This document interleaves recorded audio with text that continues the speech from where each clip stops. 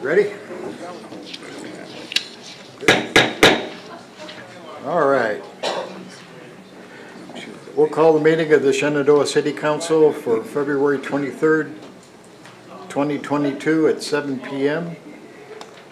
Call a roll. We'll notice that everyone is here but Mayor Wheeler, who is out of town on business and has informed the city, and he is excused. And in that event, I'll retain my ability to vote tonight. If you'll all stand with me, we're going to say the Pledge of Allegiance, and I'll say a short invocation after that. Pledge allegiance to the flag of the United States of America and to the republic for which it stands, one nation, under God, indivisible, with liberty and justice for all. Honor the Texas flag. I pledge allegiance to thee, Texas, one state, under God, one and indivisible. Dear Lord, we just want to say thank you for your love and all your grace. Thank you for understanding that we are not perfect people. Therefore, we ask your hand and guidance as we navigate through tonight's agenda. We also wish you would shine your light on all the residents, businesses, city staff, business partners, and guests of our city. Father, with the events that are all unfolding in our world, please use your hand to safely deliver the oppressed people from the evil that surrounds them. Father, we say this in your name as we pray. Amen. Amen.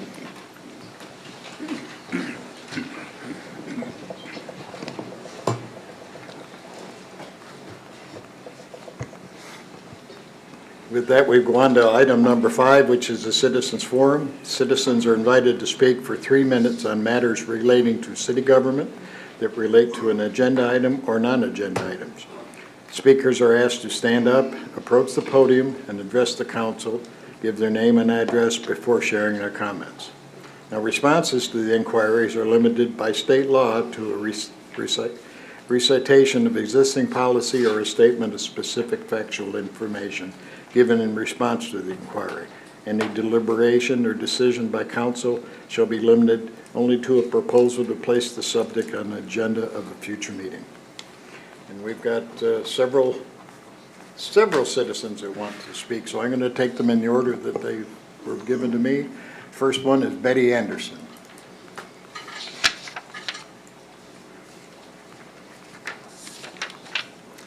Betty Anderson, 503 Rosewood Drive, Republican Precinct 31 Chairman.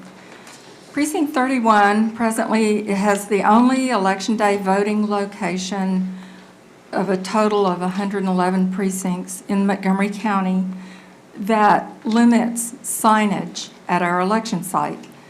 The Shenandoah sign ordinance is still unacceptable to me as a duly elected public official, and I respectfully request that the sign ordinance at City Hall be lifted for 36 hours beginning at 5 p.m. the day before an election. And I wouldn't mind the candidates that are on the ballot that day, so that, I mean, in the past, really, I don't know why candidates that aren't on the ballot here at Precinct 31 would want to put signs in front of the election site. But the Precinct 31 boundaries encompass not only part of Shenandoah, but it also includes Conroe south of Highway 242 and an eastern section of Alden Bridge west of Gosling in the Woodlands. And there are many of my constituents who don't know for sure where Shenandoah Municipal Complex is located. So multiple signs are very helpful to catch their attention. I want Precinct 31 election site to look like the other 110 election sites on Election Day in Montgomery County, so that it actually looks like a voting location and not just a municipal complex. And you city council members have said you don't want the city hall to look like South County during the early voting location time. which allows anyone registered in Montgomery County to vote at any early voting location. So there are signs from all over the county, out South County Community Center. But on Election Day, Precinct 31 is limited to the number of candidates on our ballot. So why would candidates want to waste their signs if they aren't on the ballot here in Precinct 31? So we're not comparing apples to apples on Election Day with early voting. So there are, if there are Election Day sign regulations, who's going to be responsible to notify all the candidates before an election to inform them of the sign ordinance, which differs from all of the other 110 Montgomery County voting sites? Or is the city going to notify them? I sent you an email with some more detail, and I hope you'll review that. Thank you. Thank you, Betty. I have a Bible study, so I have to leave. Next up is Ms. Jano Houston.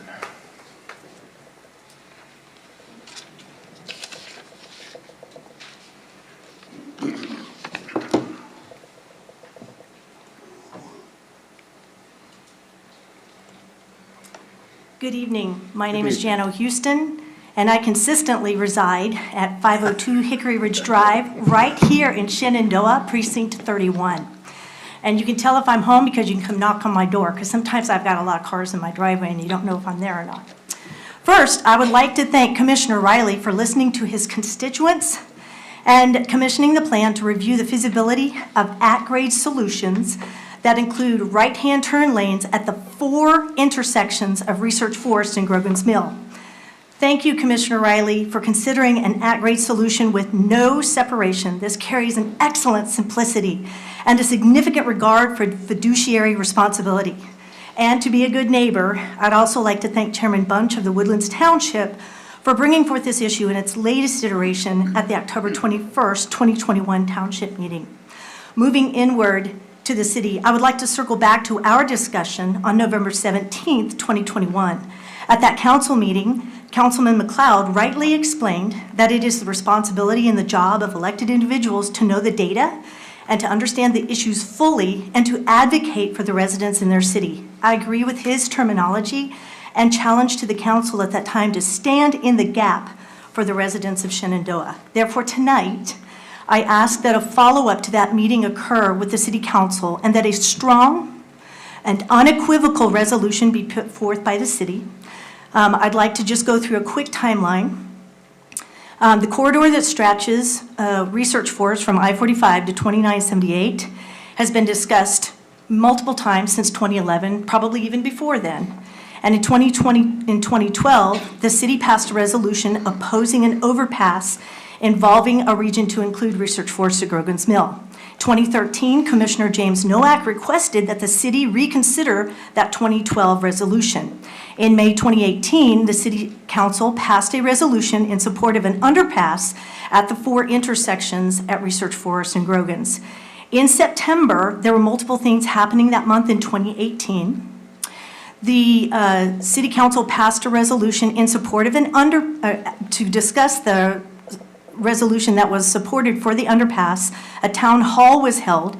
Citizens then spoke at the next City Council meeting. And then citizens also went to the Commissioner's Court in September to discuss the BG&E plans that had not been commissioned by Shenandoah.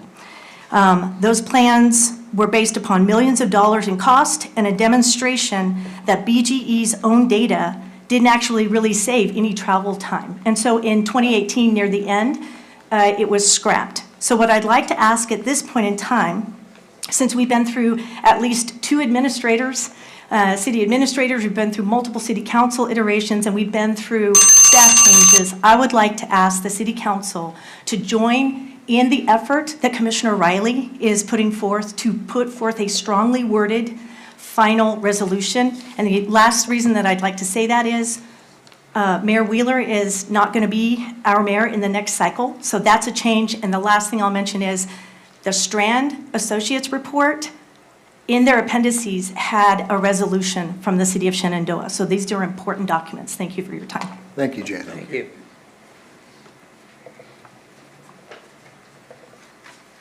Next up is Miss Esther Lum.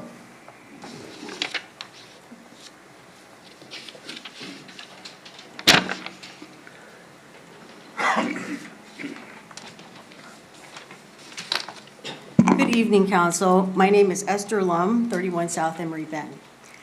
I recently watched a YouTube documentary about the founding of Shenandoah, and I thought it was interesting that the decision and the ultimate vote to incorporate this city was motivated by, one, a strong desire to be independent, and two, preempt the possibility of being annexed into Houston.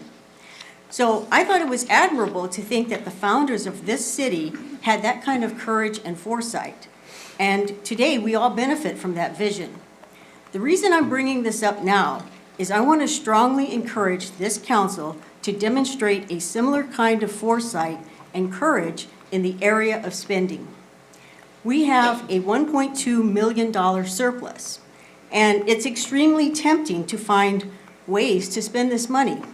But I'm calling for financial discipline and ask that you look for ways that you can put this money back in the pockets of Shenandoah taxpayers. All across the nation, inflation is off the charts. And one way we can fight that is locally, here at City Hall. We can cut taxes and spending. We have a neighboring city to, just on the other side, Oak Ridge North. They have a few hundred people, less than we do, yet their budget is less than, is half, our budget is double their budget, and then some. So another way this council can follow in the footsteps of the city's founders is to reject the ARPA funds. We've discussed this before, and I've said publicly my two reasons for refusing ARPA should be that it comes with strings attached. There are executive orders and possible federal mandates that we could be subjected to by taking those funds. This is the big unknown. The second reason is that federal spending is out of control. Our nation owes about $30 trillion in debt. This number is incomprehensible.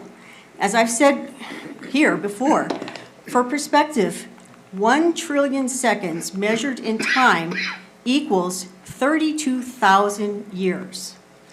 We cannot leave this kind of debt for our children.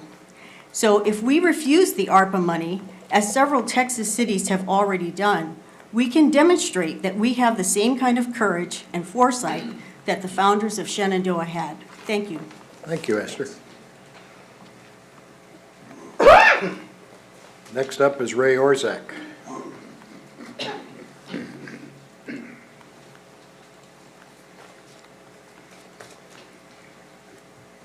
Good evening, Council. My name is Ray Orsek at 31 South Emory Bend.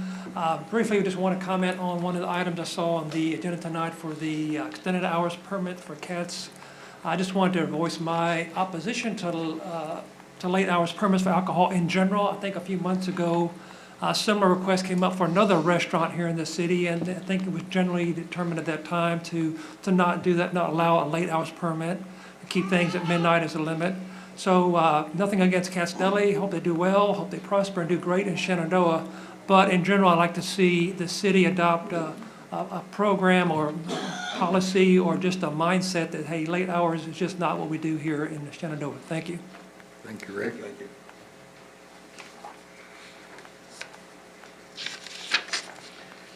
Next up, Mr. Alex Warmath.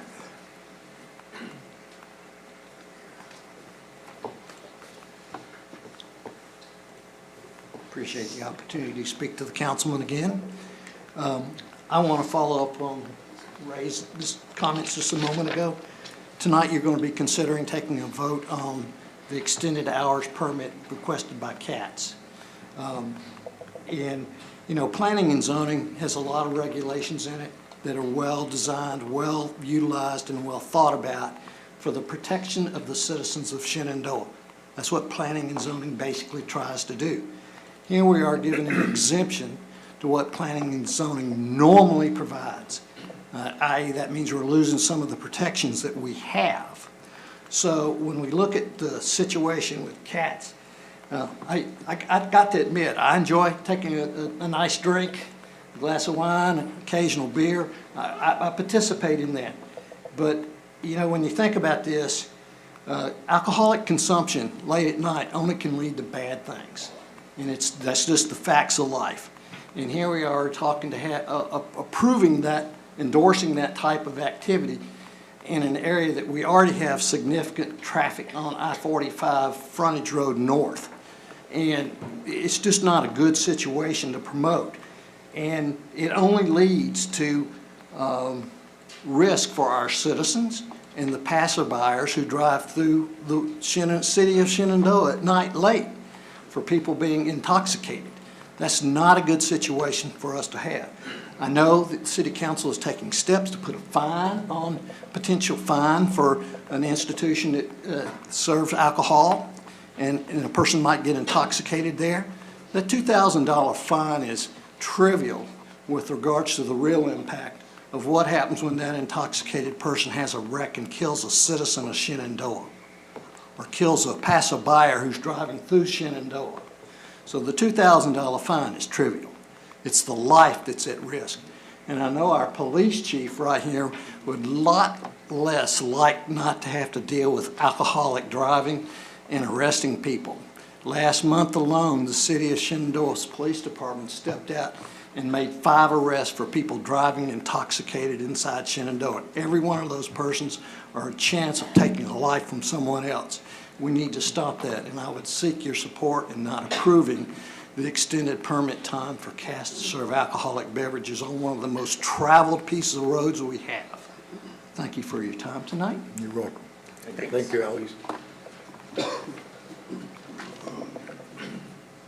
Next up, Larry Toper.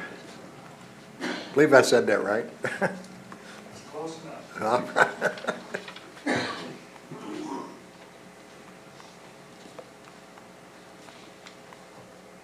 Thank you. My name's Larry Tepper. I live at 2 Overland Place in the Woodlands. You're probably wondering, well, what the heck's guy from Woodlands doing here? This is Shenandoah. Well, I live right on the edge. My backyard, my side yard, back up to Shenandoah, and I've appreciated being a part of some of the activities that Shenandoah has functioned over the years that I've been here. I have 4 quick items. First, I'd like to congratulate the police force back here. Policemen are going to be honored today. Men in blue have put their lives on the line every single day, and they really don't know how much we all appreciate them. I've had them out to my home on occasions when there's been emergencies, and they've done a fantastic job, so I appreciate that. Second thing I'd like to say is this CATS deal with the late night use of alcohol. At one time before I retired, I was the executive director of the National Safety Council, one of the largest organizations in the United States that gathers data, and in particular data involving accidents in the home, on the highway, and at work. And highway incidents are extremely high when alcohol is involved, and particularly late night. And I think your police chief or any of your officers will readily admit that anytime after midnight when there's drinking going on, there's nothing good that can come out of that. And typically it's the number of incidents that occur involving DUIs, majority of the time, in fact, occur after midnight. So I would ask that you not consider, just as you did the last time this was brought up by another restaurant, that they not be allowed to serve alcohol after 12 o'clock. The third thing I have is, and I'm not going to repeat everything, it's the Grogan's Mill Research Forest intersection. I would hope that even though it's not in your jurisdiction, that you would, in fact, put a proposal forward, as been discussed in the past, to support not having a grade change at that intersection. It really won't change very much from what I've seen over the last 11 years and the statistics that I've read. The last item, real quickly, is I want to thank our commissioner, too, Charlie Riley, for the effort that he's put forward, particularly toward that intersection. We're a very small part of his very large area to cover, and I appreciate that, our little corner of his world, that he stood up for us and tried to make things better. So thank you for your time. Thank you. Thank you, Larry.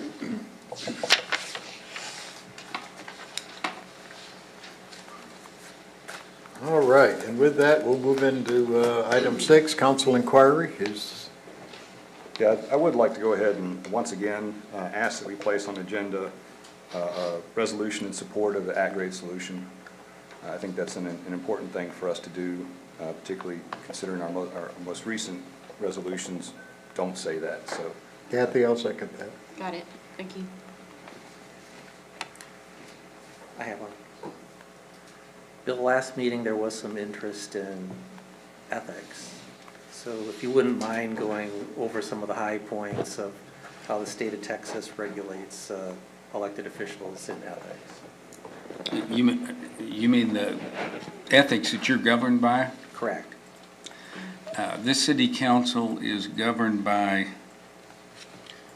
around 10 different state ethics laws. I can't give you all of them off the top of my head. Certainly, there's Chapter 171 of the Local Government Code, Chapter 176 of the Local Government Code, Chapter 553 of the Texas Government Code, not the local code.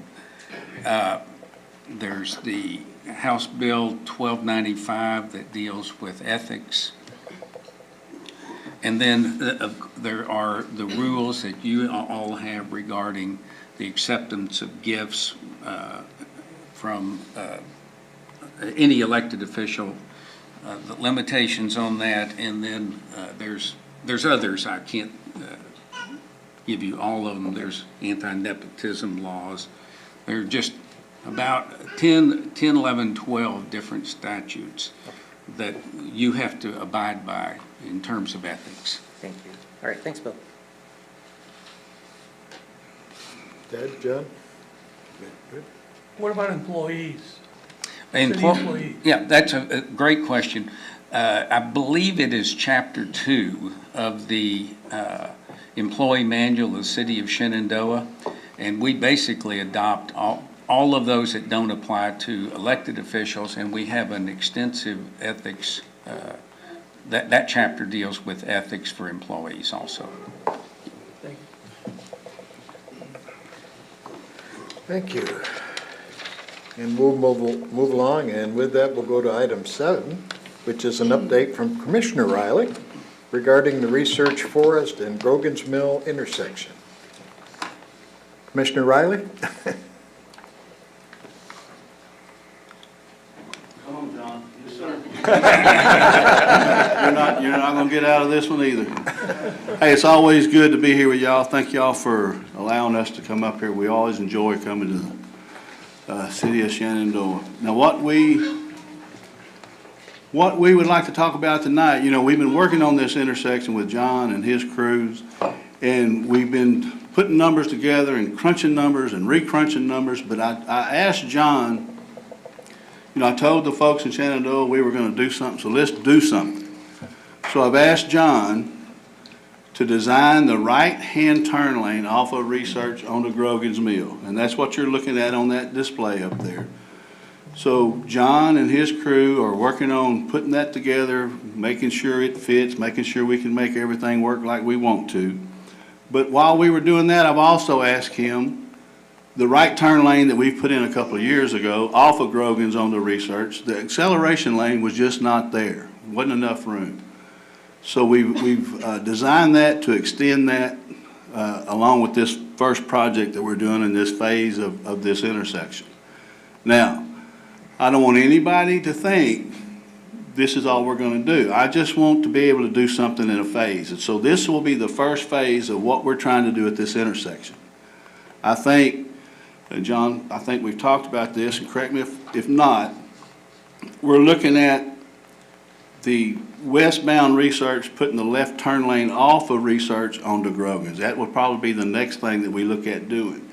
We're trying to make sure, and I want to assure everybody, we're doing everything we to make sure that we've got all the traffic signals synchronized right. We don't want to make things worse, so we're still crunching numbers again. And John and them are going through the numbers again, and they're crunching them and putting them together. But we're not going to give up on this intersection, but we're going to get something on the ground now. So that's what we wanted to show y'all tonight.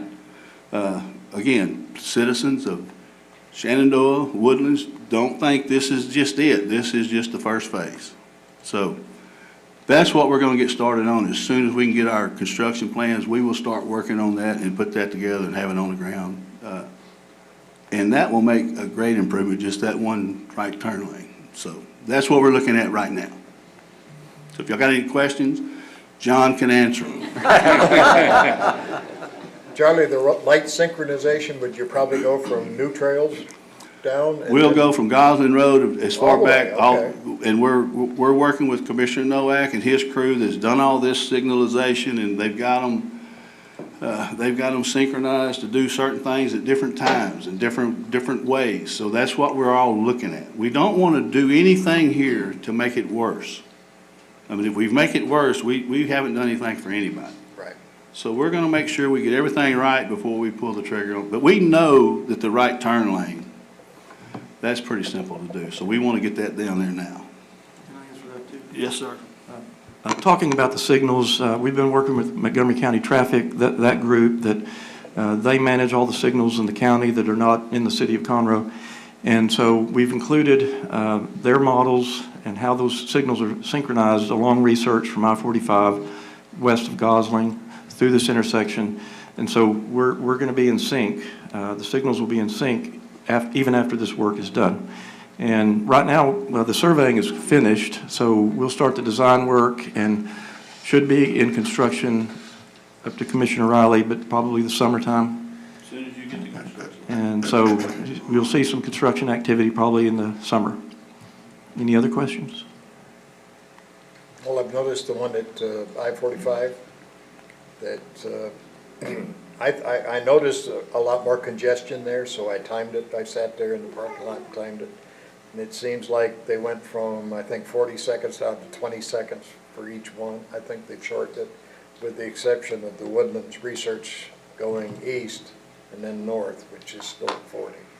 And I understand that's a lot of traffic burden, but Yeah. I've noticed a lot of accidents on the Woodland side where people try to run that light or coming off the feeder road thinking they can, Oh, yeah. you know what I'm talking Yeah, I do. about. And I do. they get T-boned right there. Yeah. Well, again, it That's just- why I asked. all of it's gotta be tied together. I mean, that's I why we're understand. looking at it so hard. Again, I don't wanna do something and y'all come back and say, we screwed it up. I don't want that. I That's what- just say bravo. Yes. And thank you for making this happen. You always come through for Shenandoah. God love you, and let's just give him a big hand. Like I said, I enjoy the relationship we have. I want to continue with that, but I just want to make things better, and that's what we're going to do, okay? Thank you. So, Thank thank you, y'all. sir. Thank you for the update. Thank y'all. Thank you, Chairman. I would just say that as residents of Shenandoah, as Charlie comes to support us, it's important that we get out and support him for all that he does for the city. So again, Charlie, I just want to say thanks for all you do for us. We greatly appreciate you. Okay, we'll move on to item 8, which is special recognition of police officers. Troy? Jake?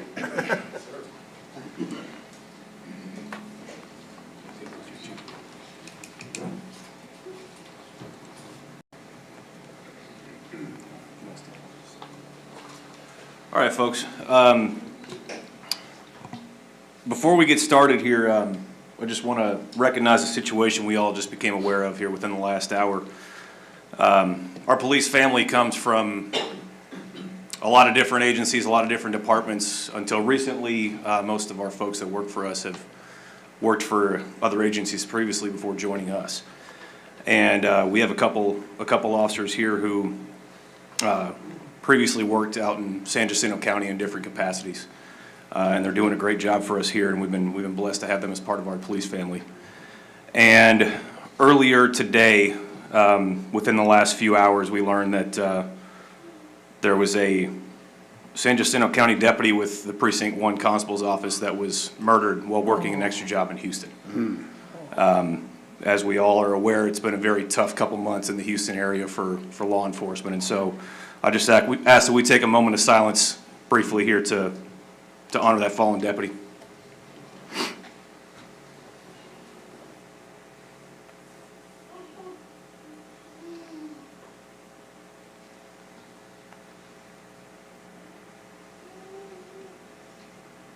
Thank you.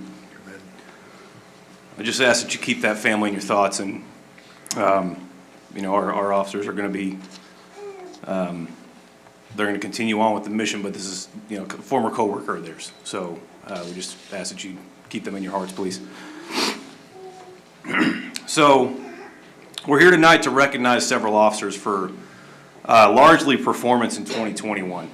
Just to give you all a little bit of, I guess, a little bit of short, recent history of what we've noticed here, and what we've been able to see through our data is when things more or less started to reopen from COVID in 2020, starting in about July, we saw a new pace for police work in this area, and I imagine just about all of Montgomery County, and pretty much across the nation. It's been very, very busy.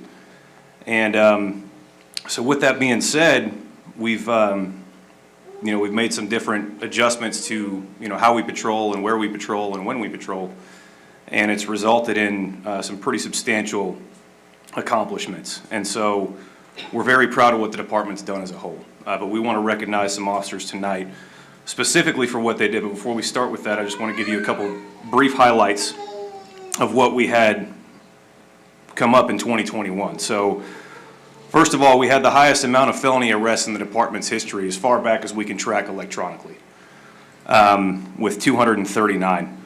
And the pace was so much that we passed that mark of the previous record was passed in September.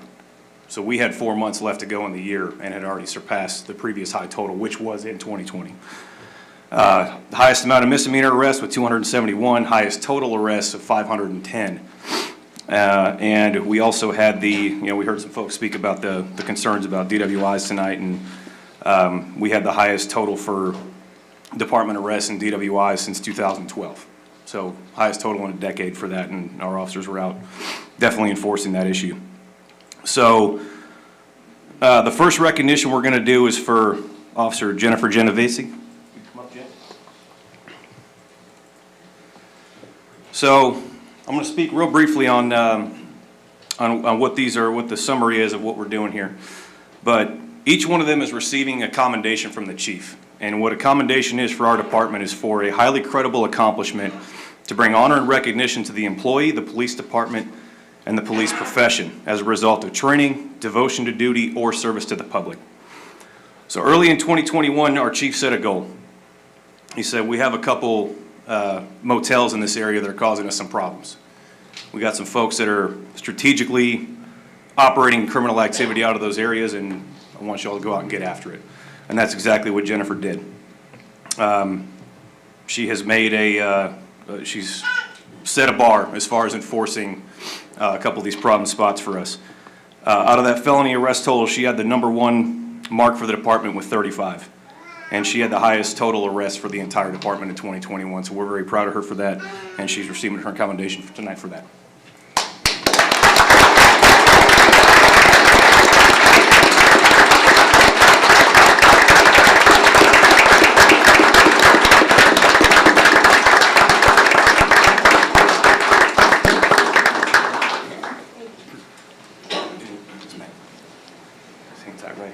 Thank you. All right, next, Officer C.J. Duenas, if you come up, sir.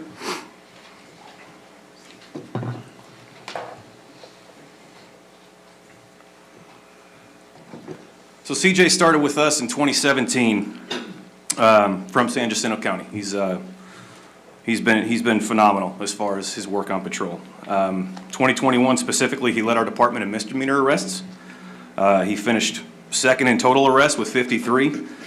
But what I think is most notable about what CJ's been able to do since he's been with us is that he's had the most arrests every single year that he's worked here since 2017 up until 2021. And that's a phenomenal accomplishment. We're very proud of his work. So congratulations, CJ.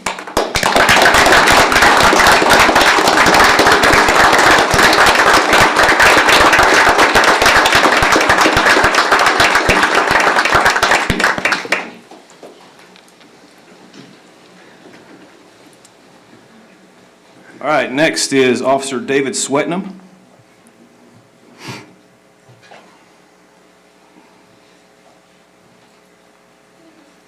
All right, so David's got a couple different things that stood out for us here. So again, out of the arrest information, he finished third in patrol, third in the department on that end with 43. He also had the second highest total in department's DWI arrests. And again, that was something that we were very proactive with our initiative as far as getting some better enforcement done with that. Additionally, in January, David made a pretty significant apprehension. So everybody, I shouldn't say everybody, but a lot of people are aware of the catalytic converter theft issue that not only is happening locally, not just Shenandoah, not just Montgomery County, but across the entire nation. This has been something that we've been facing for about the last 18 months. And the thieves are after the value of the precious metals inside of these, so they're cutting them off of vehicles. And the average repair, depending on the vehicle, depending on where it goes, is costing vehicle owners and insurance companies anywhere between $3,000 to $10,000 to repair per theft. So this has been an issue, and David responded well to this. So what he did was in mid-January, he was patrolling Vision Park, patrolling with his windows down, listening for anything that stood out that was abnormal. And it just so happened that he heard the sound of metal being cut by a reciprocating saw in the Twin Peaks parking lot. Pulled in and caught two thieves in the middle of trying to cut a converter off of a Toyota Tundra.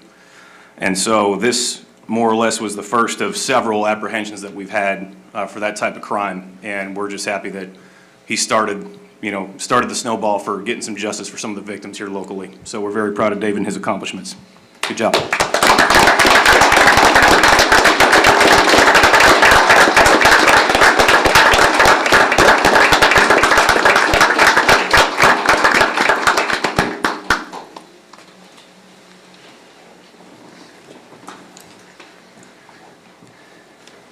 All right, and last, Officer Kevin France.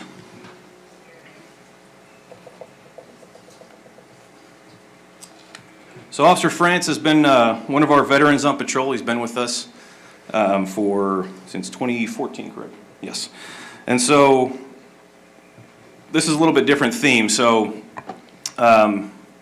typically what we see, generally the drug of choice in the Shenandoah area for people that come through here or are staying in one of the hotels or that we come across on traffic or suspicious activity largely tends to be methamphetamine. But we're used to seeing, when people are arrested, it's for amounts of a matter of, between 2 to 10 grams, give or take. Officer France made 3 particular apprehensions in 2021 between the months of August and November.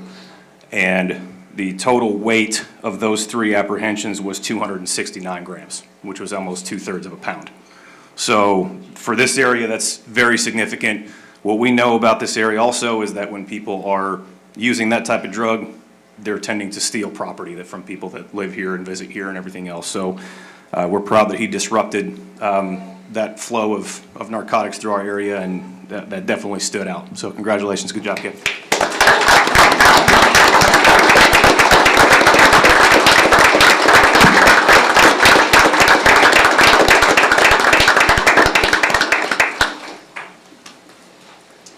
And we're proud of all the support. You guys see that, we have a very supportive police family here, and we're just going to do a couple quick photos, and then we're going to head out and take photos with the families outside. Thank everybody for coming and supporting these officers.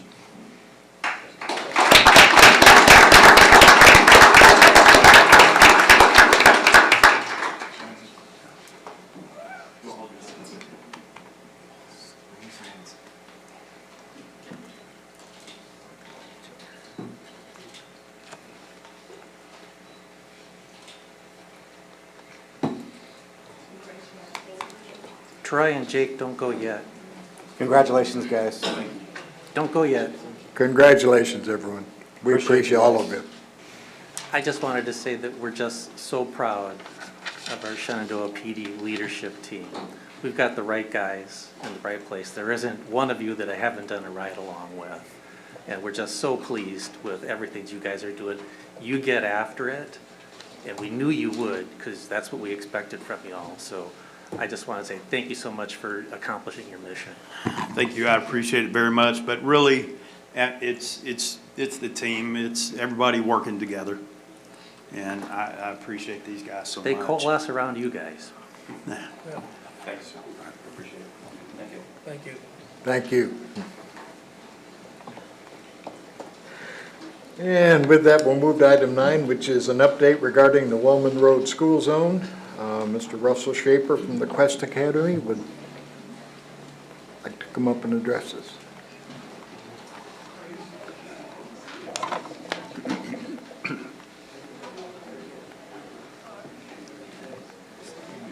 Good evening, council. I don't know why we have to follow that crew. That's just not right.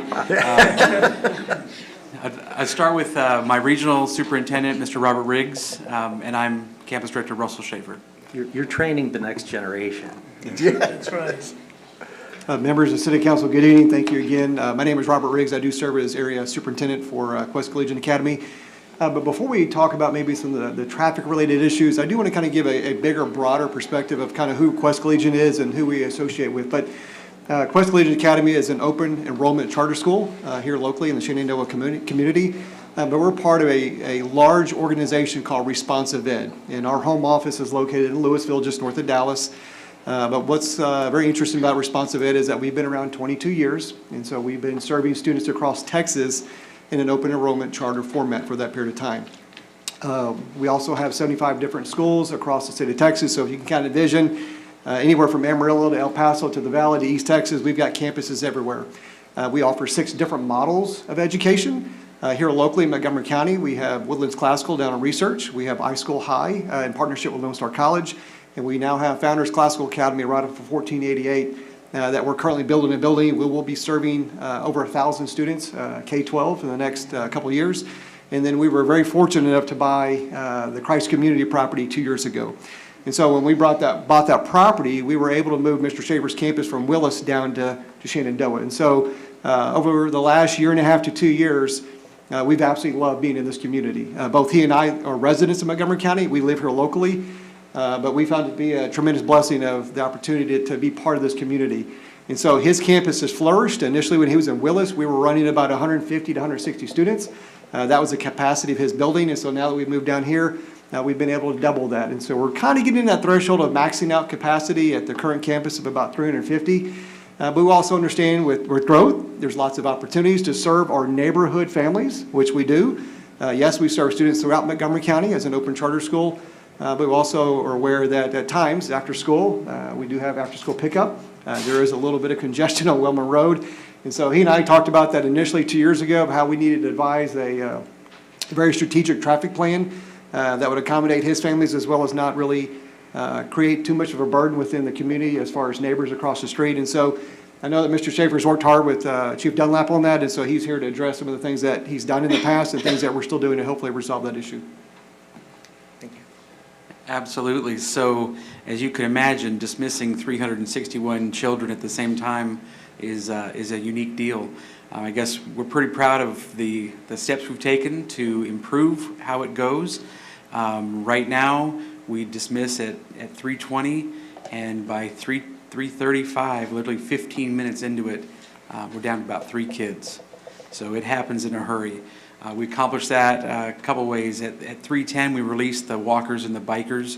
That's about 20 to 25 students who leave, many of them with their parents on bikes or on scooters.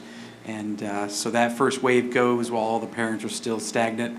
And then at 3:18, we launched the rest of them. And it rocks in a hurry. 15 minutes to get the last, 320 is zippy. We do that with 2 separate lines. We've got a 4 through 8 line and a K through 2 or K through 3 line, excuse me. And we're kind of high tech, I'd say. We're running a live Google sheet with every kid has a number, and we've got callers way ahead. They're about 30 or 40 cars ahead, and so the kids are already out there staged and ready. And we tell the parents they have to just about get stopped, and we toss the kid in and they keep rocking. So we have recently, in fact, in the last few days here, we've added, actually a week ago, we added a second entrance lane to our 4 through 8 line. And so we can go ahead and hold an extra 10 or 12 cars, in holding on campus right prior to the launch. In addition, a couple days ago, we moved our 3rd graders over to the K2 line and rebalanced, because through January we picked up an extra 35 students transferring, and many of those in our 3rd and 4th grade zone. And so we've rebalanced it to where we're right at about 80 to 85 cars on each line. And we're pretty, I don't know, I'm pretty impressed, because I come from the Vacation Bible School zone where I can't stand waiting for my daughter for 45 minutes in their driver line, no matter what church. They don't do it as well as we do. And so, no one should have to wait that long for their child. So to be able to do it in 15 minutes, we're pretty pumped about that. And also to do it safely. I mean, obviously that's the number one key. I think Chief can tell you we have 0 traffic incidents so far, and we like to keep it that way. So speed, but safety is important. And we'd love to take your questions and see what else we can address. How many of the students are from Shenandoah? It's a great question. All I can tell you is I know I've got 20 to 25 students that leave out the back door, the side door, if you will, on foot or on bike or on skateboard or scooter. So I'm sure there's a few more. I've got 2 in my neighborhood. Yeah, a few more. I'm sure that the parents pick them up. Some of the tinies, the little 5-year-old kinders aren't going to walk very far. But yeah, 20 to 25, and that is a huge increase over a year ago, where people would walk their dog past us and not even know what we were. Who are you and all that. And so to go from maybe 4 bikes in the bike rack a year ago to now 25 launched out the door, I think that's significant. We want to be a neighborhood school. That's important to us. I could tell you from where I come from, and then our experience in Willis, when we were Willis Classical, although that was a neighborhood school, almost none of our students came from the neighborhood. They all drove in 15 to 20 minutes away. And I love a neighborhood school feel. That's what I grew up with when I was growing up in Nebraska, and we want to be your awesome school. I can just say that my neighbors, they just so happy and proud to be going over to Quest there. They just love it. Awesome. I appreciate you guys being very proactive and identifying what the problem was and then stepping up with a very good solution. I mean, obviously we've crunched this time down probably from 30, 35 minutes down to 15 to 18 minutes, which is amazing. I know public schools don't even move that fast. So, and I have 5 kids, so I've spent a lot of my life in carpool zones waiting for kids to come out. So I do appreciate y'all finding a good working solution to this point. I know that we're still working on some things to tweak them out, and I know we've talked about the pool parking lot. One of the things we haven't talked about with the pool parking lot is actually removing the planters by the pool house and making that a flow-through from the backside off Cedarwood onto Wellman Road, which would free up a lot of time and a lot of space off of Wellman. That may be something that we want to consider. I know that we have those planters out there for safety purposes when we have the sharks, and also have pool days in the summer, but I know that that could be replaced with other things to keep that safety zone. But there are other options that we can consider that we haven't talked about that could create a better flow all the way through. So I appreciate you guys doing what you're doing and speeding it up the way that you have. And I think we just need to continue to look for other solutions as well. I also want to add that I appreciate your seeking cooperation from the parents, keeping them informed and soliciting their help in cutting down the traffic lines and the waiting times by not showing up too early, et cetera. I think that's a good move as well. Thank you. Yes, it's hard re-educating parents sometimes, but they gain nothing by being early. They really don't. And Chief and I really appreciate his partnership. He comes over, we've studied things together, we've sketched some things together, brainstormed, and you just make sure, what am I seeing? What are our blind spots? But I think that was a piece that he brought up was, these parents think that they can hurry up and get there and that helps them. And you don't get your kid, the first parent gets their kid 15 minutes sooner than the last parent. I mean, that's not worth being there. But we do have a few that show up and knit for an hour and a half. You can't stop that. But thank you. As long as they're doing that in your parking lot, I mean, the key here is to maximize, minimize the time that the roadway is occupied, and understand particularly that road is one that's a fairly highly trafficked road.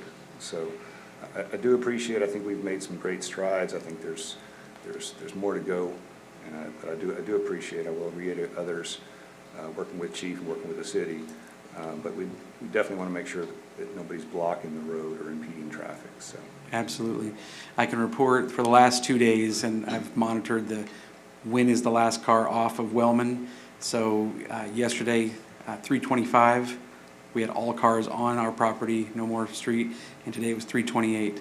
So I get it, they're out there at 3:01, so there is still that 24, 27-minute time, but it's way better than being there until 3:50, so we're gaining, for sure. Well, I also appreciate what you've done. I've driven through a lot of school zones that would be very envious of a 20-minute turnaround of all of the, believe me. I do know it's a problem. When I had a kid in grade school. But I think you're doing a great job. Thank you, sir. Thank you. Thank you, all of you. Thank you. Thank you. Thank you very much. Appreciate it.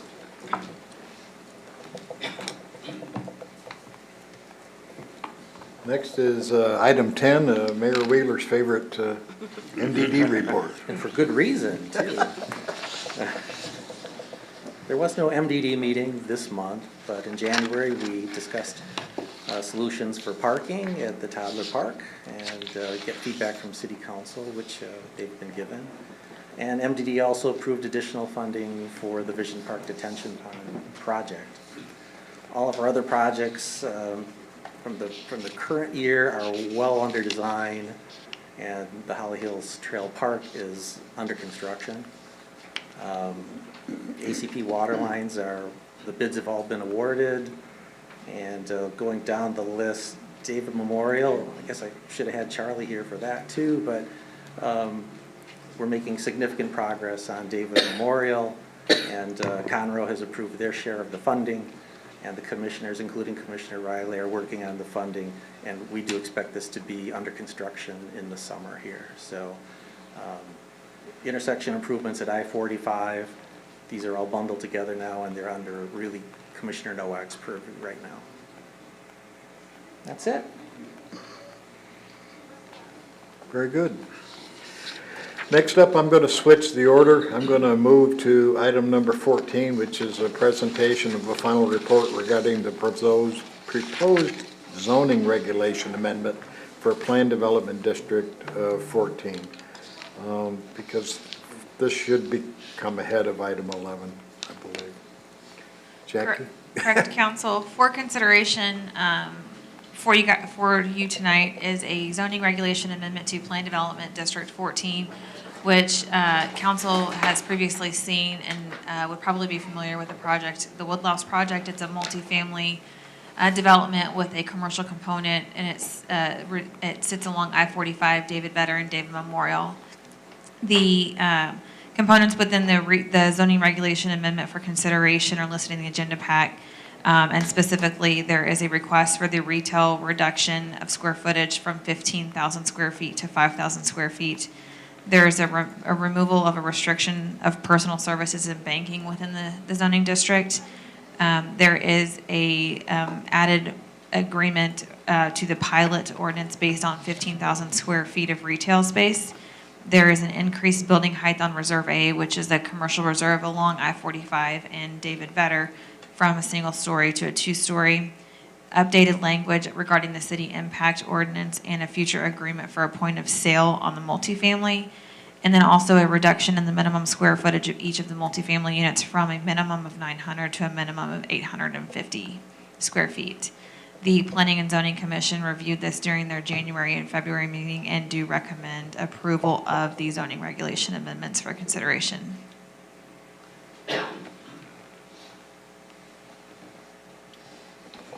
Was there a lot of opposition during their public hearings, the two that they held? There were a lot of people speak at all? There were a couple comments that were made during those. During the first meeting, I recall there was a comment to address traffic in the area. The developer has gone back, and there was an original traffic analysis done in 2014 when the project was submitted, and then revising and looking at those numbers for current impact. And then during the last meeting, I don't believe there was a lot of comments regarding the specification of the zoning regulation amendments for this. More comments on the operations of the other item for consideration, the mixed beverage permit for the front reserve. Gotcha. For this project. What were some summary changes on the, one of the things we're doing here is sort of splitting this into two sections. What are some of the, I noticed the square footage of the units has been significantly reduced. That's a pretty major reduction. I mean, 850 square feet, that's, you know, college students live in.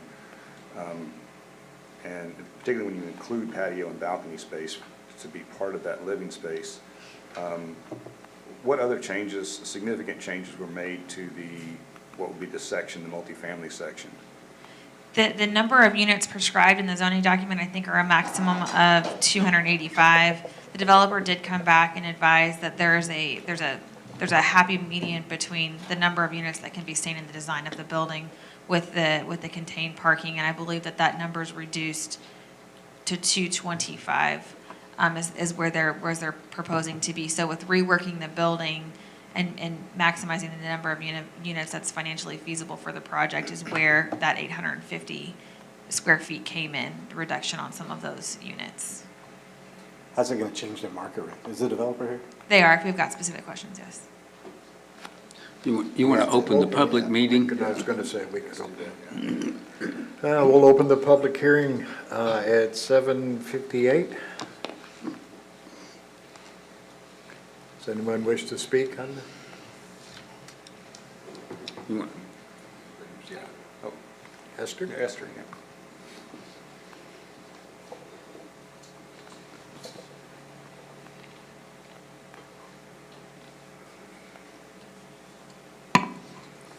Esther Lum, I too am concerned about these constant changes. We did talk about the traffic impact. I don't feel like I got a very clear answer as to, well, when the first study was done and when the second study, or if there is a second study, but the reduction in the size of the apartments, that is troubling. Like Mr. McLeod said, this is like maybe the space of a college dorm. So how does this really fit with the original vision for planning and zoning for that area? I think that is a hard question. It needs to be asked, as well as the traffic. And that's all I have to say on this point. Could the developer come up and address the number and size of the units average? How many of these are 1 bedroom, 2 bedroom, 3 bedroom? Good evening, Council. I'm Matthew Morgan with Buckhead Investment Partners. I'm one of the co-sponsors of the project. To my right is Jay Ripitu, who is CEO of Juniper Investment Group, which is the other co-sponsor of the project. Couple of things. Number one, this is an average unit size that we're talking about. And so the average unit size, the minimum average unit size is being reduced from 900 square feet to 850 square feet, which quite frankly, in the industry is not that small. This is we have large units, we have small units, and so you take the average and that's where you land. The difficulty became, as we downsized the project to be able to allow for the front part to be developed separately as retail at the same time or simultaneously with the multifamily component. And so by doing that, we lost all of the units up on the front part of the project that had been previously proposed to be on top of the retail podium where the 15,000 square feet of retail existed. Let me back up for a second and say that the whole reason that this need was precipitated to reduce the size of the project was due to the pandemic. We hit too many roadblocks in the capital markets and with supply chain issues, costs, which together conspired to make us take a few steps back and make the strategic decision to downsize the multifamily component of the project from 350 units, which is what it was previously, to what's now 229 units. And it's 229 units on the back 3-acre parcel of the full area, which is the subject of the PDD. The front 2 acres being 2.02 acres being the retail component. And so in order that the geometry of that site is kind of pie-shaped, and it's very challenging to lay out to get a number of units in there that makes the project economically feasible. When we first I guess the first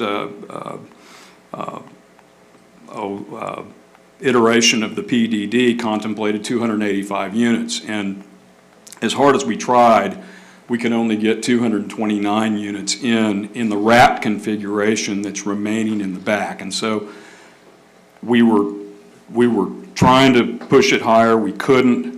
But the overall point I'm wishing to make is that the geometry of the site makes it very, very difficult to get any more than 229 units in around that structured parking garage that we've got that satisfies the parking requirement necessary. And so there's this balance where parking is oftentimes, as it is here, the tail that wags the dog. So because of the configuration of the site and the need to achieve a critical mass of units, we could not get the average unit size. I think we're actually at 870 square feet or something like that. We're not at the 800. We're not bottoming out at the 850 average. So this change was necessary in order to ensure that we could submit the plans, which are now about 95% complete. After we went back to the well and value engineered and fought all the cost increases and that you're hearing and reading about, especially in the lumber market, and so it's a balance that we had to achieve, that we sought to achieve, and we did, and are pleased with the result. Great looking project. The rents have increased. I think we're at $2 a foot average. Is the average per square foot rent, so $2,000 a month for a 1,000 square foot apartment. Our rents will be at the top of the market. That's always been the plan, and that certainly hadn't changed. I never lived in an 850 square foot space when I was in college. I lived in a shoebox. And Jay can testify because he was in Nashville where we happened to go to the same college. You know, and it's consistent with what we're doing elsewhere. For instance, in Rosenberg and other places like that. Riverstone, we have one under construction now. So I hope I've answered. Could you just reiterate the projected rents? $2 a foot. Right, so based on the average square footage here would be slightly over $1,700. The only thing, I appreciate y'all's patience, the only thing I would add is that, again, when my company recapitalized this partnership about 18 months ago, one of the things we spent some time on as soon as the pandemic hit about 6 months later was how to figure out how to preserve both our goals as developers, but also something that was palatable for the city. And you know, this 350 unit large mixed-use project has now been, you know, cut down to something that's only 229 units, but it also is will generate, will be guaranteed to generate the same sort of sales tax revenue and so forth that the city desires. So this will be I think a much more pleasing project that is certainly if Barry's plan goes through, Reserve A, the commercial will be very aesthetically pleasing, and then the large kind of the massed building will be pushed back from site. So, yeah, I don't have anything else to add. Certainly, if you all have any further questions for us, that we'd welcome them. Let me ask a question about the 870-foot unit, Yeah. the average. What is the floor plan of that? What would that be? 2 bedrooms, 1 bedroom? What? Yeah, 1 and 2 bedroom units. You know, I think our plan is approximately 2/3 1 bedroom and 1/3 2 bedrooms. We also have some 3-bedroom units. Yeah, we have a I think few. we've got between 4 and 5% 3-bedroom units. But Right. the target market, and we've had the market study updated continuously. The target market is single and married working professionals, white-collar working professionals, double income, no kids, DINKS, I think is the old acronym for that cohort. Yeah, and obviously our proximity to the medical, to all the medical complex, both to our north and across the feeder road from Memorial Herman, that's obviously the main thesis for the project. Right. Okay. So if the 870 is an average, that means you have Correct. some that are going to be less than 870 square feet. And some that are larger too. But you've got 100 square feet that you're going from 1 bedroom to 3 bedrooms, right? You can get it in the 100 square foot that you've got in the average multi-unit size. But you've got here, one of the regulations we're changing is between 850 and 950 square feet of the net rentable area, including the patios and balconies. So that still stands, you can do that? Yes. On average. On an average basis, we can make that work Yeah. at 229 units. So we're saying that, I mean, what you're requesting now is to lower the minimum to 850 square feet. The average minimum. Okay, so you're saying you can actually have apartments even smaller than that? Yeah, that's what I just said. Okay. It's going to I be. mean, That's not even the minimum, Okay, that's so- just, Right, 1 bedroom, look, 1 bedroom units very frequently run as low as below 500 square feet, all the way up to 800 or 900 feet if they happen to have a study or a sort of a nursery or a small secondary room that doesn't have a closet. So, you know, 850 as multifamily people will tell you, that's a quite common number for multifamily complexes and has been for many years. Units have trended larger in the last sort of cycle. But What is the absolute minimum size? the smallest 1 bedroom Yeah. unit? I think it's around, I think we have some very, very small 1-bedroom units that are about 550 square feet, something like that. The other thing we anticipate is quite a few corporate rentals. We've really drilled down with Graystar, which is our management agent, and what they're telling us is there's a large corporate user base out in this area, and that makes sense, of course. From the employment profile or employer profile and demographic profile. So I'm anticipating that a lot of those smaller units will be corporate in nature. One thing to bear in mind too, folks, is that we quoted you $2 per square foot also as an average rental rate, right? Larger units charge lower per square foot rents. The 550 square foot unit might very well be in the 250 to 275 per foot. So, you know, that small 1-bedroom unit is still $1,400-$1,500. And what's your largest unit? Excuse me, sir? What's the largest unit? The largest unit's is going to be a 3-bedroom, and I think they're 20. No, I think they're bigger. Thank you. 1,450 square feet. And what's our middle of the road 1-bedroom unit? The bulk of the apartments are between 800 and 900 square feet. Right. to the middle range. I know from personal experience, I have a condo that's 580, and it's pretty comfortable to me, and my wife, and my big dog, so it's, And that's a big dog. and that's a big dog.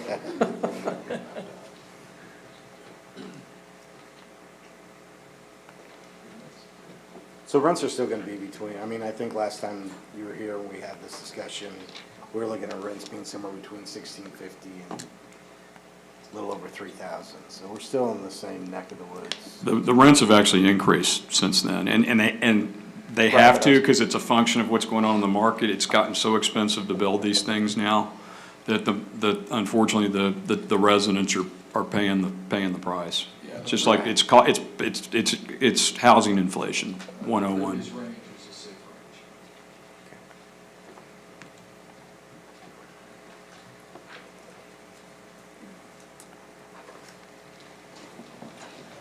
range. Anybody else? And you already got financing in place this time. I know we had this discussion before, but then COVID happened and everything kind of fell apart. So I'm just trying to save you from coming back up. Yeah, no, another I time understand. and trying to I explain was going to why attempt we're to not building again. I was going to attempt to preempt the timing question because I knew it was probably forthcoming. As I said, about 18 months, or just the summer prior to COVID, my company recapitalized this partnership, injected, and has the equity to go here. We're in the final stages just between application and approval for our lender. We feel and frankly have great urgency to get moving on this. Every day we wait is a day the costs keep climbing on us. So I certainly think, I mean, Matthew's the one down in the weeds on the financing, but I will tell you that we certainly think in this, sort of by the end of the second quarter, early third, we hope to be in the ground here. Okay. Or Just at gonna ask that. least, and certainly would expect, permit applications and so forth to be forthcoming in more like weeks rather than months. Cool. Meter's running. It's my meter, so we're pretty anxious to get going. So, appreciate y'all's time. Thanks for coming out. Thank you. Thank you. Thank you. Jackie, I want to follow up again. So the change that they're asking for is to reduce the average size? Is that specific? Correct, yes, it reads that way in the PDD. For clarification, it does read it's an average reduction from 900 square feet to 850 square feet.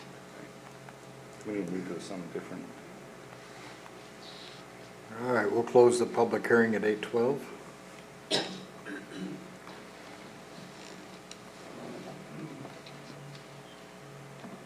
Going to item 16, the discussion and possible action to adopt the following ordinance. An ordinance of the City of Shenandoah amending the Code of Ordinances of the City of Shenandoah, Texas, Chapter 102, repealing prior ordinance 0-2020 and replacing it with this ordinance to effectuate amended zoning regulations for Plan Development District 14, directing a change in the official zoning map of the city and providing for a penalty in the amount of $2,000 for violations thereof, providing severability, and providing for an effective date. Do we have a motion? I'll make a motion to approve the changes with the exception of, I'm not in favor of removing the average, so I would leave the average at the current 950. It's 900. 900.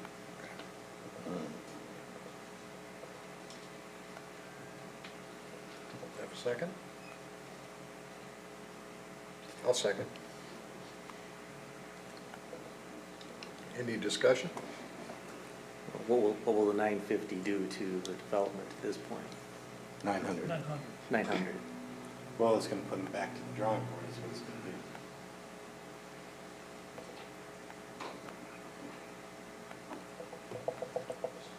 Effectively, it's not gonna change the rents, it's not gonna change, it's not gonna change, the only thing it's gonna do is change the bottom line for them. But it's not gonna change anything else. You're talking. We're gonna have larger apartments.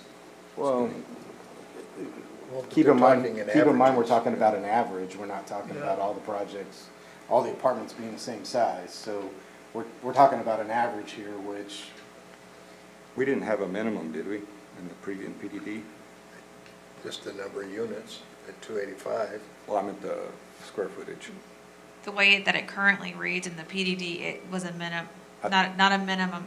That was the original use permit they were granted in 2014, I think, had a minimum size for the unit. That was where that. And what was that?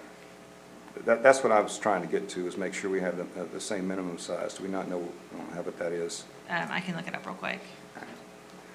I'm more concerned about the market rents than I am the size of the apartment, because it's the market rents that's gonna drive who's gonna be living there, not necessarily the size.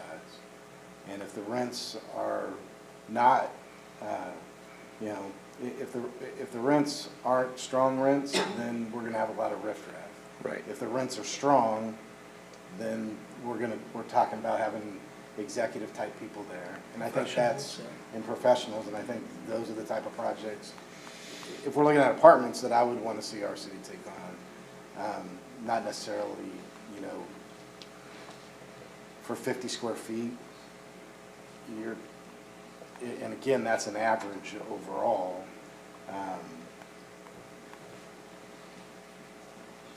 So yeah,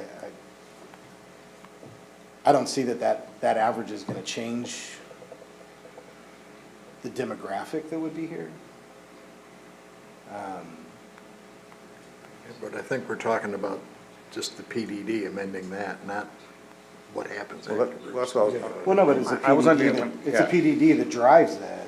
Yeah, when I walked in the meeting, I understood that the 850 was the minimum, because it was between, but now we got that it's really the average. And so we're looking up the minimum, she's going to find out. But yeah, that was. The original read the same way. It read the 9. It was an average as well? Okay. Correct. Some of our PDDs have a minimum size, and, okay. I mean, the idea, and I think we had the same thought, is to keep, correct. If we're going to be here, if we're going to have apartments, they need to be the highest end, the nicest apartments, and the way to do that is to have high rent apartments. Absolutely. That offer lots and lots of amenities that encourage people to be here and you know, hang out and be in the area. Well, as we heard too, even the smallest unit is geared towards executive, you know, executive lodging. So it's not gonna be, you know, like off the street rental or anything like that. You know. It's gonna be used for professional tenants. I'm going to say this, Mike, the language that Bill put in was between 850 and 950, and the median of that is 900. So I really don't see. Yeah, it just, you know. I understand, I'm just saying. You know, why are we changing this? I mean, other than the median then was 950, right, or 900? 900.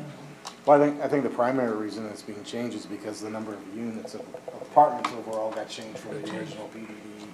And so to be able to get that on the back section of this piece of property as its maximum best use, I mean, the other option, we talked about traffic studies, and let me bring this up with traffic studies. Is that, you know, the other option for cost of land is to put an office building. Go look at the traffic study for an office building and what it dumps on to our streets in peak hours, and compare that to an apartment building, and you have two completely different animals. So highest and best use, traffic study, everything across the board, for the cost of that land, for somebody to come and develop and actually make it usable and not just be, you know, a dumping site like it's been. I understand why they're requesting the changes, and you all know me, I'm not a big pilot guy. I'm the first to say nay on pilots.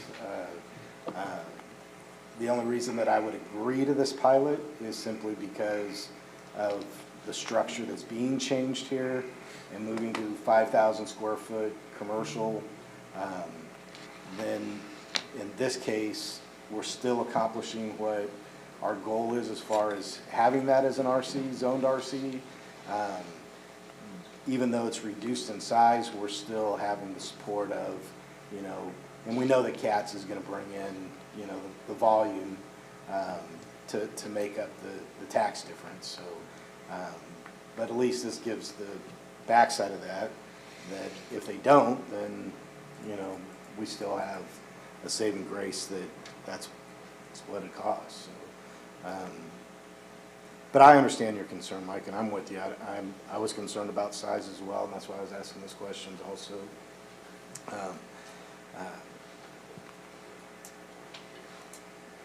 But you're not going to be at $2 a square foot and not be in a professional market. I don't know, I think you're going to see overall, with overall inflation, wages and everything, this is going to, I mean, I was in Vancouver in the early 2000s, and it was crazy. The market and the rent was nuts. And of course, we've seen the California and the wave of the exports that they're sending us. I don't see that. I don't see the rents going down. I think kind of everybody's paying those kind of dollars. Well, still not across the street, we're not. But we're not at the apartments that we have across the street on the east side. Fair. That's, you know, that's right. Fair. So I'm just saying, and if that's the case, then we're going to see these go up even more. So, you know.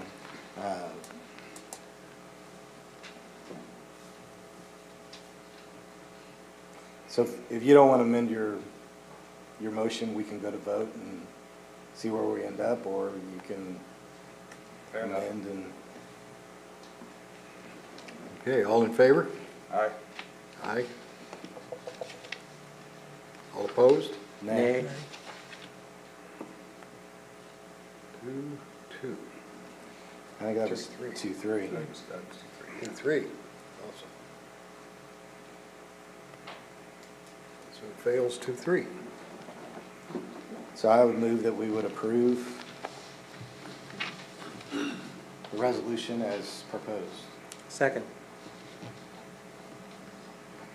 Got a motion by Ted Fletcher and a second by Ron Raymaker to approve as stated.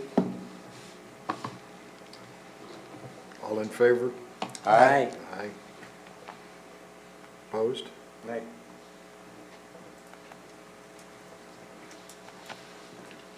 Welcome again to Shenandoah. I hope this is the last time you come back to see us. Because I promise you probably won't be the same boat.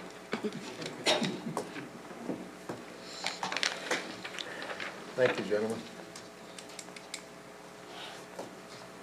Okay, now we're going to move back to item 11, presentation of a final report regarding the proposed zoning amendment for a special use permit for mixed beverage permit on premise with late hours. The proposed zoning amendment is for Katz located at 19315 I-45 Shenandoah, Texas. Jackie? Council, the request for consideration is for a use permit for a mixed beverage, special use on-premise permit with late hours for Katz's Deli, which is located or proposed to be located at the commercial reserve just discussed along I-45 and David Vetter. The mixed-use beverage permit would permit on-premise consumption and would permit the sale of alcoholic beverages from midnight to 2 a.m. The Planning and Zoning Commission also reviewed this request during their January and February meeting and recommends approval of the use permit with late hours. Okay, and with that, we'll go to item 12 and open the public hearing at 8:24.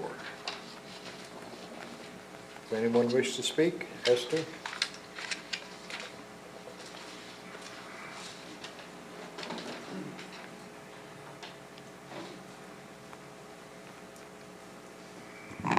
Esther Lum. We were at that planning and zoning meeting and objected. There were 3 citizens that objected. Tonight, you heard several citizens object. You also heard from one of the police officers that we recently had the highest DWI statistic in this last year or so. Back in August, when we also objected to the late hours for the Thai restaurant, the mayor said, quote, "This council is not interested in having late hours that close to residents." So my question is, I think if I'm reading this right, this location is going to be right next to these apartments. So that's very close. That goes against what this council has historically said. I mean, it wasn't just the mayor. There have been other statements from the council that we don't want this kind of traffic. Not only is it bad, I think, close to the residents, but somebody else said it, they're right off of I-45. And that's just not a good location. So we don't need to continue this terrible statistic of the DWIs, and I strongly oppose this late hour permit. Thank you. Thank you.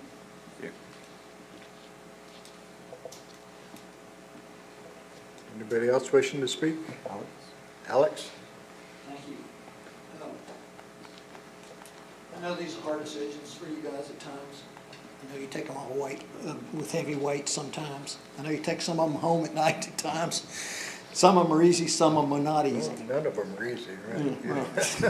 You know, easy, cut taxes. Anything else, probably hard. But as you consider this, I might ask you to check with your chief and what his preference would be. Because he's the one and his team has to deal with these people that are intoxicated and driving. And that is a dangerous situation for those guys because they have to get out in this case, on the frontage road in many cases at night, past midnight, and try to deal with an intoxicated person. That puts our officers in danger. And at the end of the day, I'd a lot rather our police force be dealing with other things than intoxicated drivers. Because at the end of the day, we know the safety records for intoxicated drivers is very low. And there are a number of deaths occur in our country and here in the state of Texas regularly from intoxicated drivers. And, you know, I just would like you to seek the advice of your police staff, maybe, in your consideration of this. Thank you.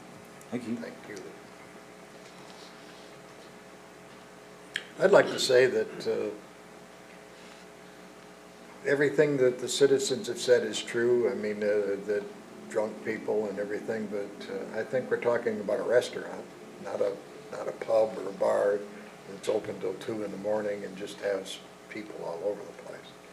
I think the responsibility of serving alcohol is within the venue of CATS and their establishment, which I think is very responsible. They've been responsible at their location right now, which is next to the freeway, which is somewhat not really close to residents. But I think when the mayor spoke about having a late hours permit next to the residents, he was basically talking about right next to the valley or right next to homes. Correct. And such like that. So Different zone. I'm perplexed. It's across the freeway. I think I hear you all, but I think that the responsibility of CATS and what they bring weighs a lot on the decision of that. That's all I'm going to say. If I can add that Main Event, which is right nearby, has late hours currently. Correct. And that's not the only place, the other restaurants also. Yes, sir. That are up and down the frontage road. David Buster's, Twin Peaks. Yeah, Mayor, you may want to close the public hearing. All right. I thought I was speaking in the public hearing. So. Well, if we're going to have. That's all right. If we are, then we'll close it at 8:29. Sorry. Good point.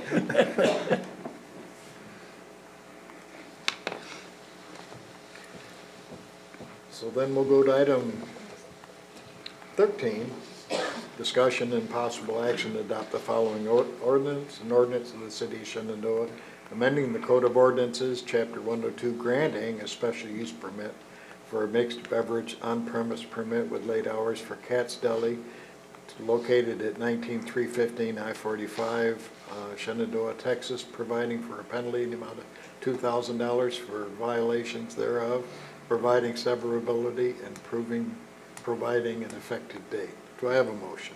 I'll make a motion to approve the special use permit without late hours. Do I have a second?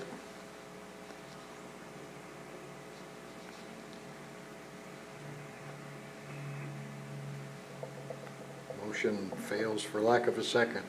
I move that we would approve the SUP as proposed. Second. To approve. Any discussion? So Katz is a 24-hour establishment. It's not noon to 2 a.m. Their clientele is much different. Katz has served our city well for quite some time, and this will be a new location for them. This is not the only after-hours establishment that we have on the east side. The east side is becoming more of an entertainment district. And this kind of falls right in line with many of the other restaurants, hotels. We don't have any nightclubs over there or, places like that. So,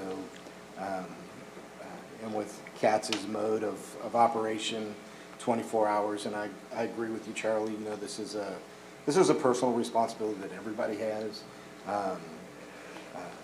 And yes, while our law enforcement has increased arrests have been increased across the board because it's under different leadership and different focus and different purpose than what it has been in the past. And so, I have no problem asking Chief, put him on the spot, and his views or thoughts. Just willing to listen to that by all means. So typically, these type of venues are not really the kind of venues that people go to get intoxicated. It's typically your bars and stuff like that. Katz's, IHOP, stuff like that. Those type of restaurants are places that people go after they've been drinking. Yes, they might have some drinks while they're there, but typically they go there afterwards. But that's from my experience, from what I've seen. And Katz isn't just leasing space, they're buying into the community. Right, that's right. They love it here, and so they're moving from lease space to building something, having a permanent presence in Shenandoah, and that just says so much about our environment. I think doubling their size in that transition, so.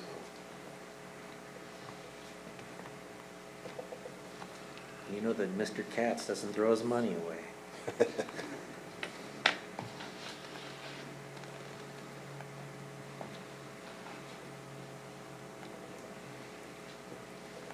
Anything else? All in favor? Aye. Aye. Opposed? Aye. Motion carries 4-1. With that, we'll go into item 17, discussion regarding political signs. This is for discussion only. Council, this is bringing back the item from the last meeting regarding political signs. And what the city attorney has done is list the comments from council at the last meeting. And as you can see, there are a lot of different ideas. So the goal is to try and reach a consensus that works for Shenandoah, that works for council. So you can see the list in your agenda pack. If you have any questions, either I or Bill can answer them. So if we're opening up for discussion, then we are. It's good. Okay. Discussion only, then. Yeah, no, there's nothing to make a motion on. I think that, and as many of you know, Ritzy and I are very politically involved throughout the county, and when this subject originally came to us here in last session, I began to talk to others, not just in our precinct that we represent, but other places across the county. And one of the comments that, and people that I talked to, so 2 county commissioners, county judge, I talked to 2 sitting judges in Conroe. I spoke to several candidates that are currently running. I've talked to several of our residents, and the very last thing that they want, Chris, would you mind putting up a couple of photos? I did happen to drive around, and this is what our residents don't want to see at City Hall. And yes, I hear Ms. Anderson say, well, it would be a lot fewer signs because we would have just those candidates on our ballot. Well, if you look at just those candidates on our ballot this time, there's more than 20. So if we gave them 5 signs, we're talking about hundreds of signs all over where? I mean, where are they going to put them? We only have so much room here.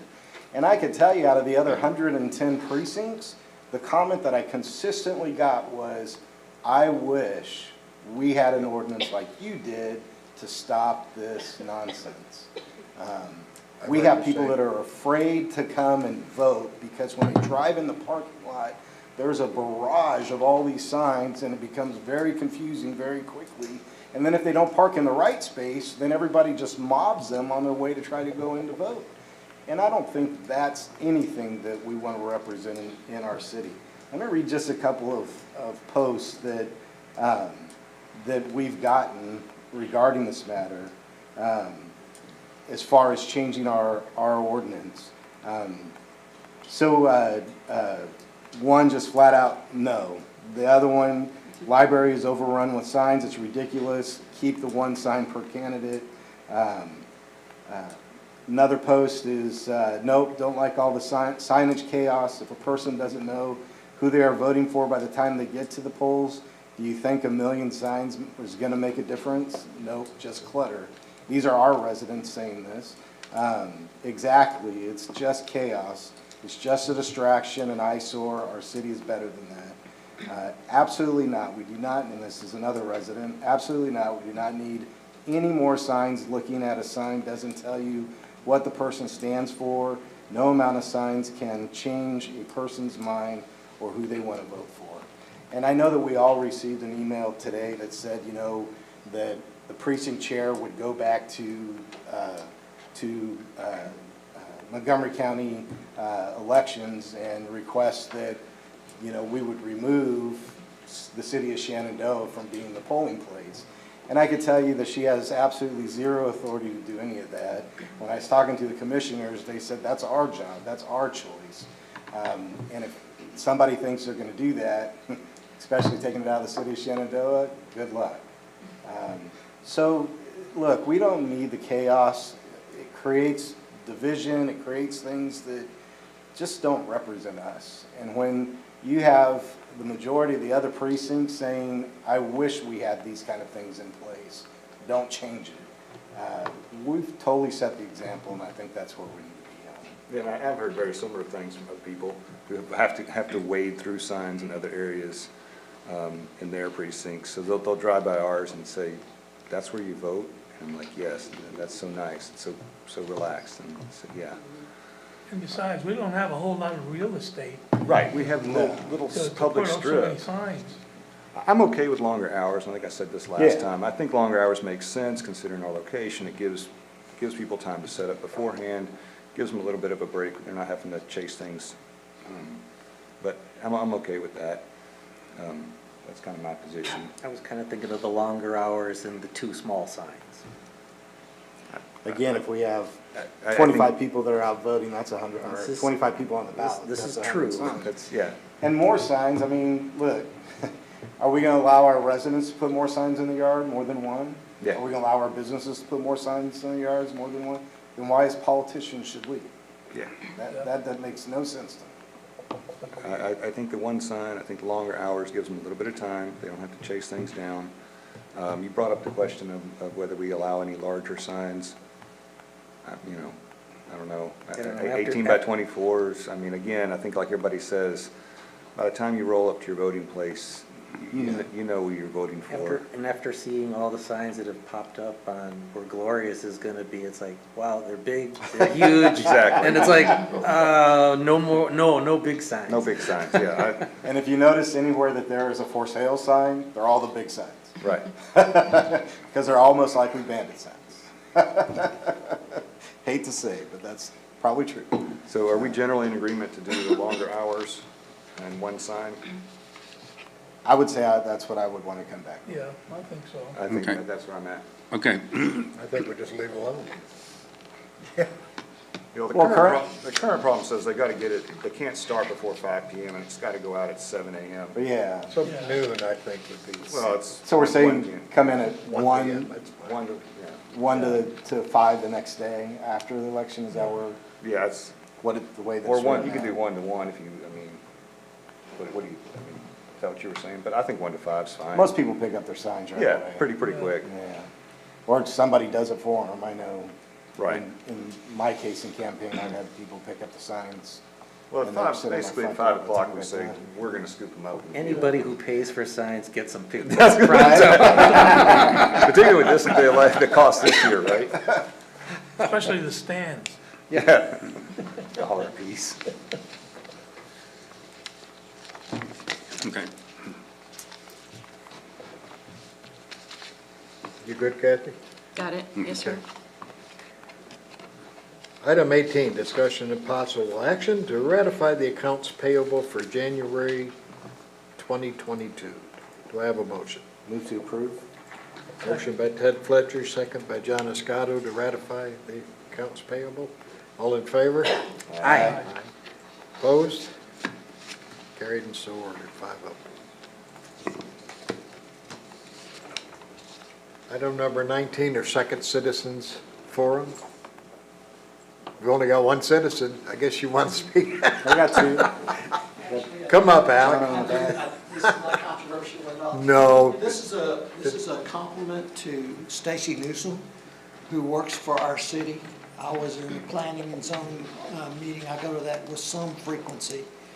And one of the persons trying to get a major amendment to issue it in front of planning and zoning was all over my face, in my face very closely. I'm fine with that. I've been in many situations like that in my career. Right. And I was just sitting there, and she got up and walked over and says, "This is a citizen of Shenandoah. You need to step back and get away."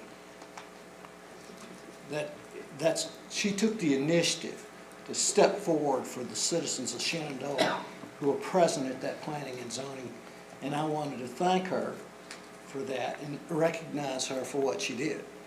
I mean, I would have sat there a long time, a lot more than a few more minutes. But it was not a comfortable situation. But we need to recognize our city employees who step forward and do things for our citizens. Stacy has Well, never been that at a sounds loss like for our words. Stacy, all right. Thank you. Thank you, Alex.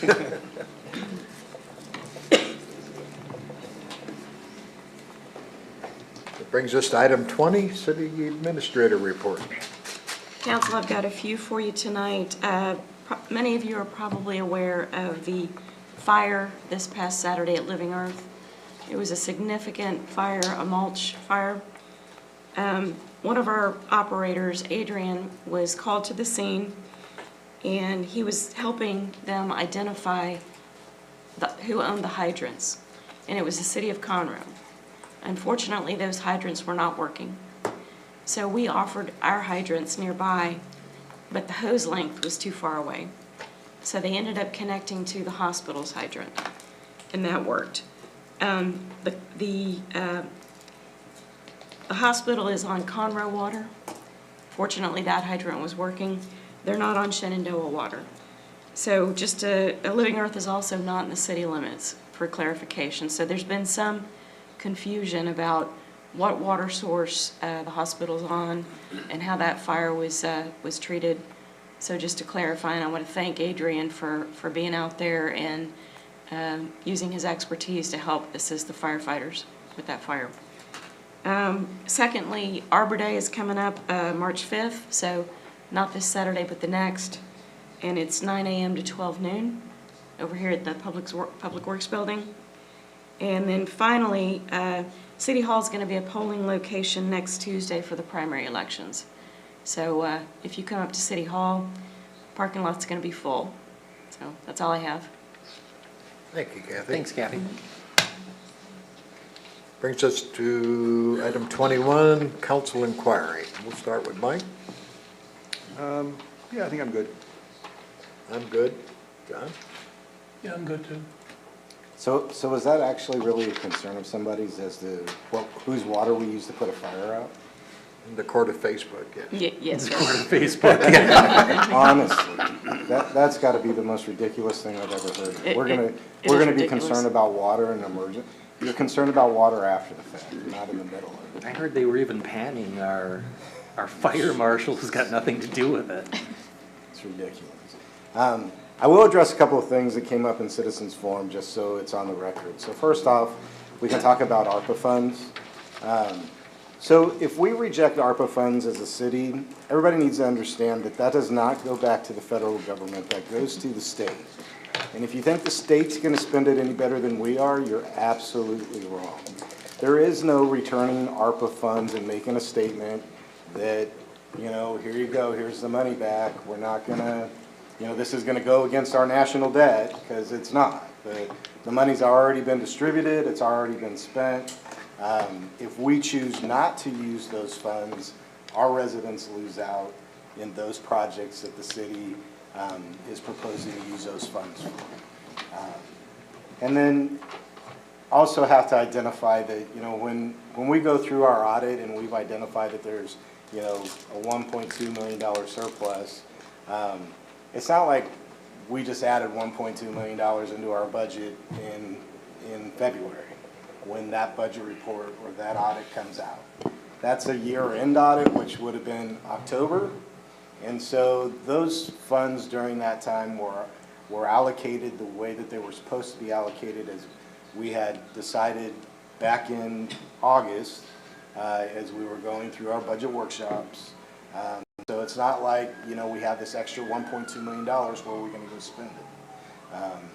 So I just want to bring some clarification to, you know, some of the things that are being said and rolled around out there that there's no validity and there's no truth to. So that's all I got tonight. Councilmember Fletcher, can I also add that Please. that surplus was a reduction in expenses of about $486,000 towards that 1.2 as well. So we did bring additional revenue, but we did minimize expenses per budget for that amount. Yeah, we were definitely in a budget year due to COVID, so. Yes, we cut everything that we could, and, you know, to see another 486,000 in cuts, that's big. We never budget zero-based.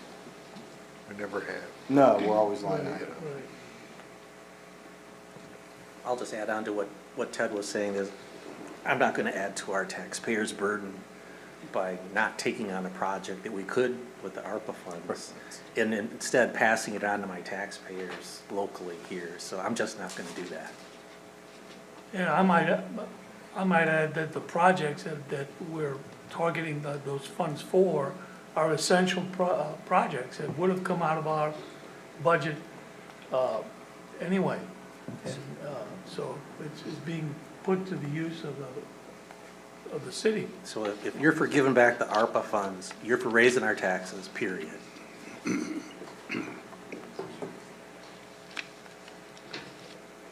That's it. Okay, and with that, I guess we'll go into an executive session. So we'll close the meeting at 8:48 and go into executive session according to the Texas Open Meetings Act, Chapter 551 of the Texas Government Code. We are going to go into executive session regarding economic development negotiations, and we're going to discuss the use of ARPA funds.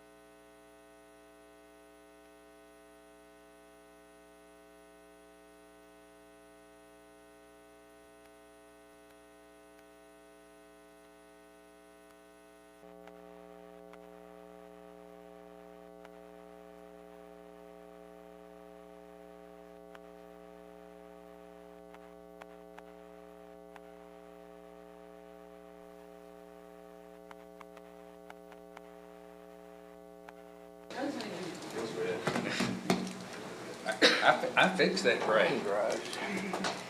Yeah, there you go. There it all on.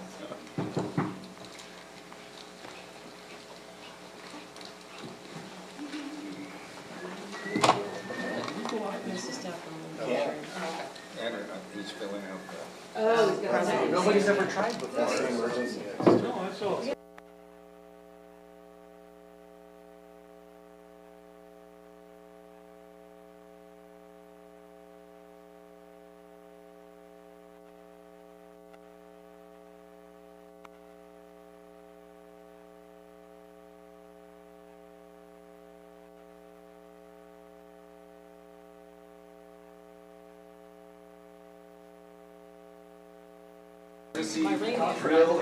Active shooter.